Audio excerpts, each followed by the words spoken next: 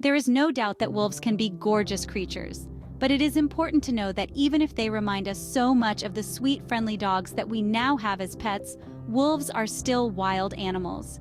These are creatures that can barely be trained, and they definitely are creatures that you would not want to cuddle with. So, what do you do when you find a wolf stalking your yard during winter? And what do you do when the same wolf shows up days later in the local park, where dogs and kids are playing? For some, a wolf is a bad omen, but things are quite different in the community of Juneau.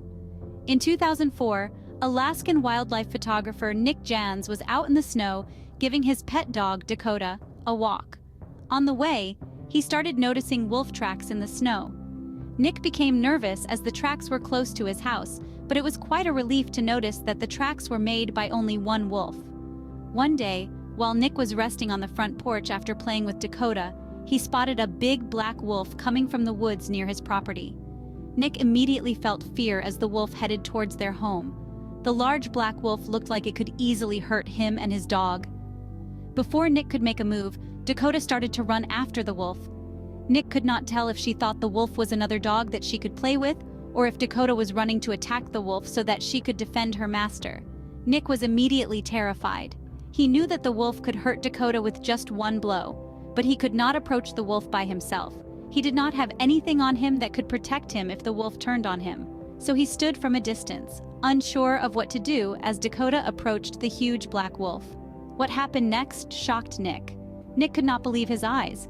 Dakota and the wolf just started playing with each other as if they knew each other all along. There were no growls or indications of hostility towards each other. Nick was stunned. Once Nick made sure that Dakota was not in trouble, he ran back to his house to grab his camera. He just knew he had to take a photo of this encounter. Otherwise, nobody would believe him when he tells this story. Nick had been seeing more of the black wolf from that point on.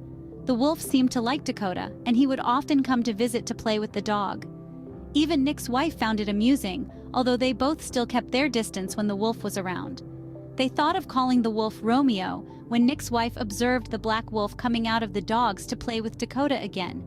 She observed that it was as if the wolf was courting their dog, and she said, "There's that Romeo wolf again."